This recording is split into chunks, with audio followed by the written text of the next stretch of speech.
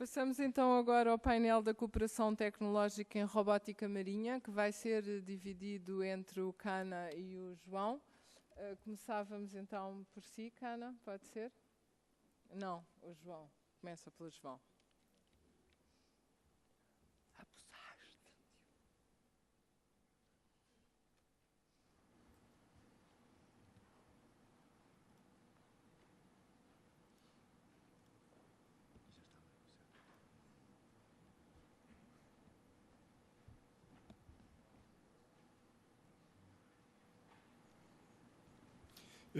Boa tarde, o meu nome é João Sousa e eu queria começar por agradecer à organização o amável convite que nos fez para estar aqui presentes. And now I'll switch to English and shorter name, so just João Sousa. And I'll be talking about 24/7 presence in the ocean. And basically what's the motivation for our developments? It's quite easy. The extension of the continental shelf.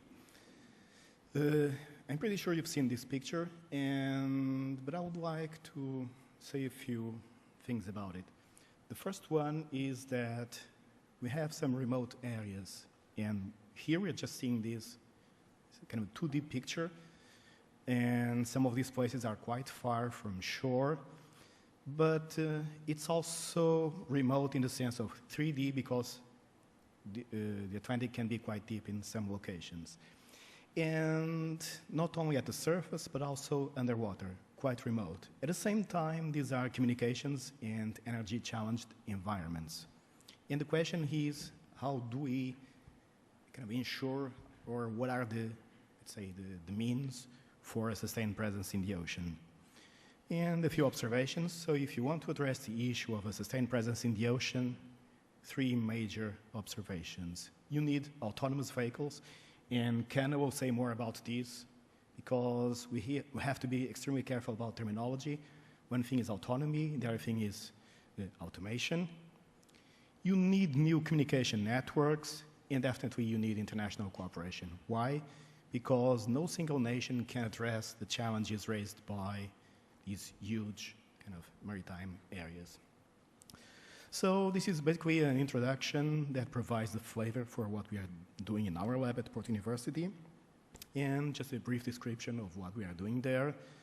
So this is our lab from Porto University. So we've been designing, building, and operating unmanned vehicles for network applications in remote areas.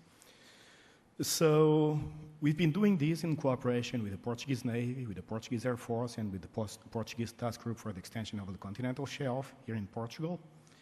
And funding comes from the Portuguese Science Foundation, from ADI, from MOD, and also from FP7, from NATO, and also from ONR.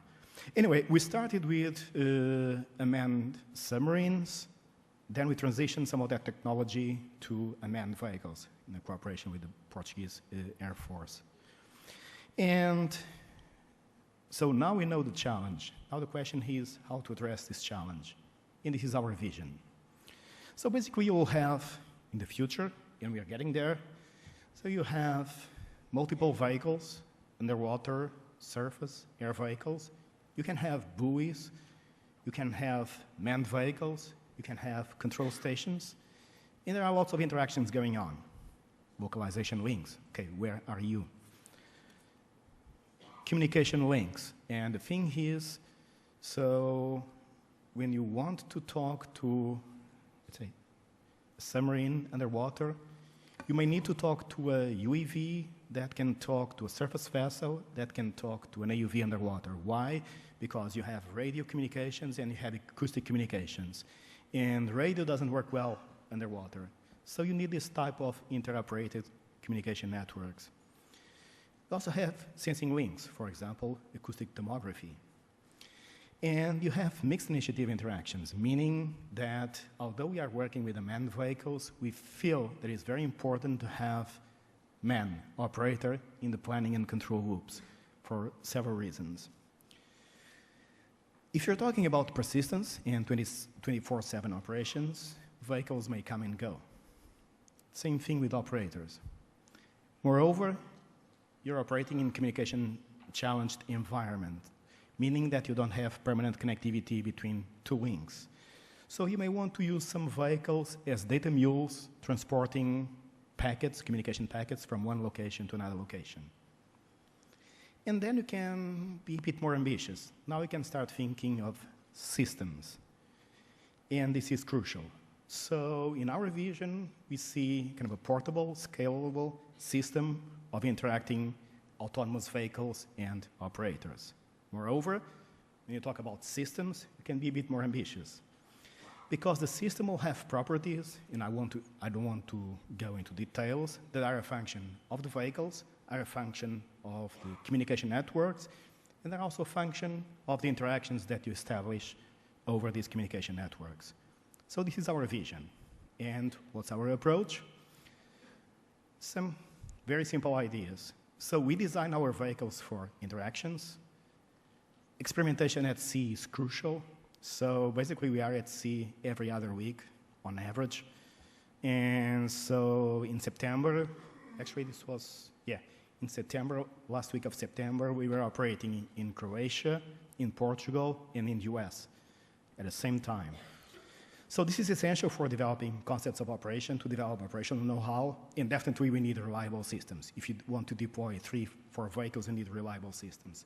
We have strategic partnerships with the Portuguese Navy, the Portuguese Air Force, and extension of continental shelf, and it's very important for what we do, international networking, for science and technology development, in what concerns controls, communication, computation, autonomy, and human-computer interaction.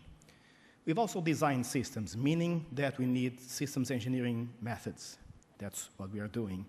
And basically, we don't see this distinction, the typical distinction between applied research and fundamental research. We basically think of the Pasteur's quadrant, which is basically user-inspired basic research. Coming from this book he was dean of the University of Princeton. He died a few years ago, but still, I think it's quite relevant. Some of our vehicles, we have lots of toys. So we started with, so we bought one vehicle from the Woodsoul in '97, and since then we've been developing and designing our own vehicles, several versions, evolutions. So basically these are supposed to be, the meaning of low cost is a bit fuzzy, but they are somewhat low cost. They share, precisely because of that, basically the same software and hardware platforms, and we are also interested in interoperability.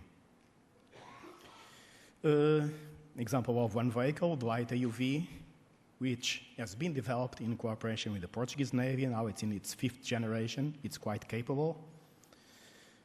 We've also been designing and deploying communication gateways for, say, radio and acoustic communications, in establishing a gateway between acoustic networks and radio networks, high-performance data loggers, drifters. And a recent development, we also developed a very simple tag for mola-mola, sunfish, peixe-lua in Portuguese. So this tag can go down to 600 meters, and when it comes to the surface, start sending the GPS position over satellite satcoms. Aerial vehicles, we also have this very nice cooperation with the Portuguese Air Force, the PITVANT project, and again funded by the Portuguese MOD. So we are operating different types of air vehicles, 6.5 meters wingspan, 3.6 meters wingspan, 2.4 meters wingspan, and smaller ones.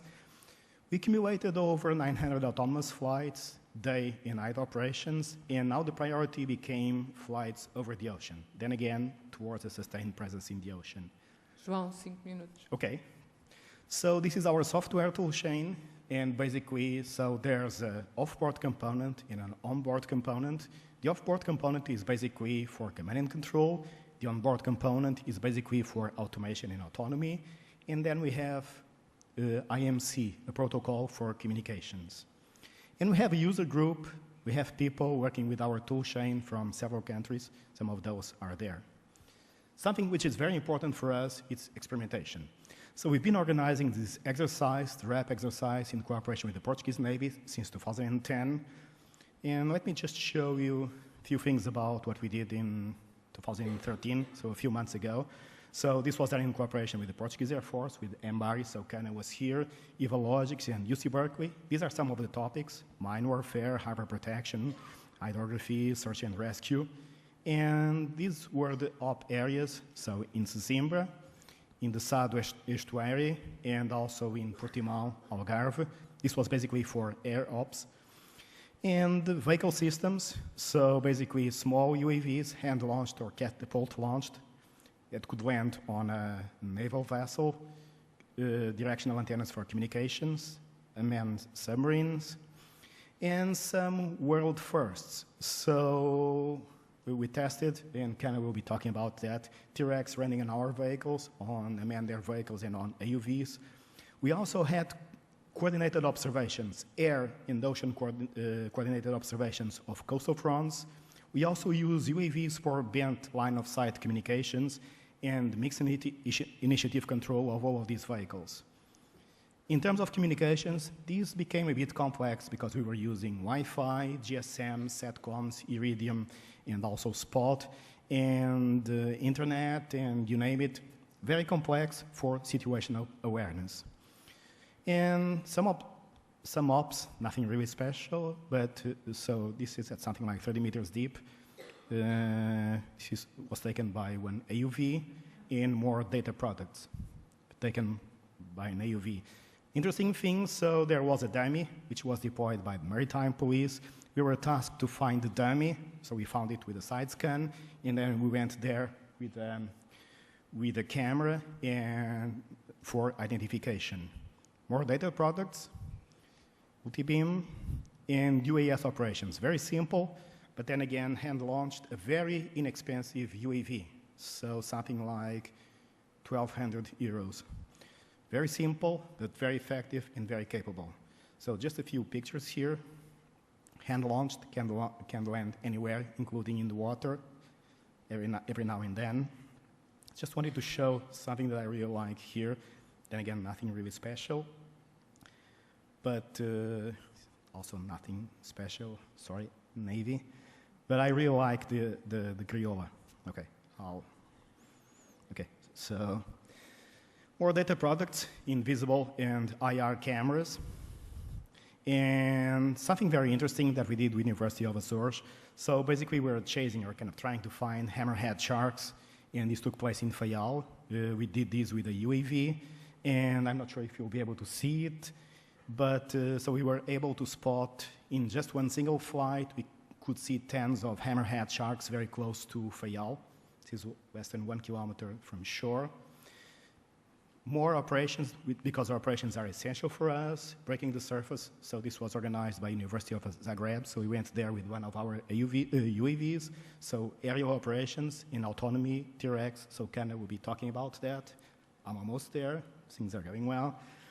And the Cannon experiment. So this took place in California, in Monterey. So we deployed this vehicle, so one vehicle from Porto University. In the middle, you see the radar from MBARI, and on the left, you see one wave glider. And then we had support from the Rachel Carson and from the Paragon. And this is pretty much what we did. I don't want to go into details, but basically you had two AUVs that would come to the surface, would send data to the wave glider that was pretty much acting as a communications hotspot. And so we were getting data very close to real time on shore, and we could also redirect the operations of the AUVs using this hotspot. And 2 slides to go. Very simple one, then again a demonstration. This took place in Porto recently. We deployed multiple AUVs at the same time, and so these guys were conducting bathymetry surveys. They can do something else, and interaction with the vehicles was taking place in real time. We could retask the vehicles and redirect the vehicles in real time, and then you would build these maps on the fly, bathymetry maps. For some reason, I think that the video got stuck here because there's a very nice 3D view of what was going on there. And there's just 1 slide to go. Okay, if this doesn't work, okay, that's fine. So, see, I'm being good. So, conclusions. So basically, network vehicle systems provide system-level capabilities. The other conclusion is that system-level capabilities plus autonomy, and Ken will be talking about that, are key to 24/7 operations. We also have an inclusive approach for network developments. This is quite relevant for Portugal. I don't want to go into philosophy or into political science, but the issue of why nations fail, inclusive versus exclusive institutions, it's quite relevant here. And of course, we want to learn, and we are learning a lot from experimentation. We are learning a lot from our cooperation with the Portuguese Navy and with the Portuguese Air Force, our cooperation with Canarajan and other people. And finally, and going back to the initial slide, international cooperation is key. Thank you very much.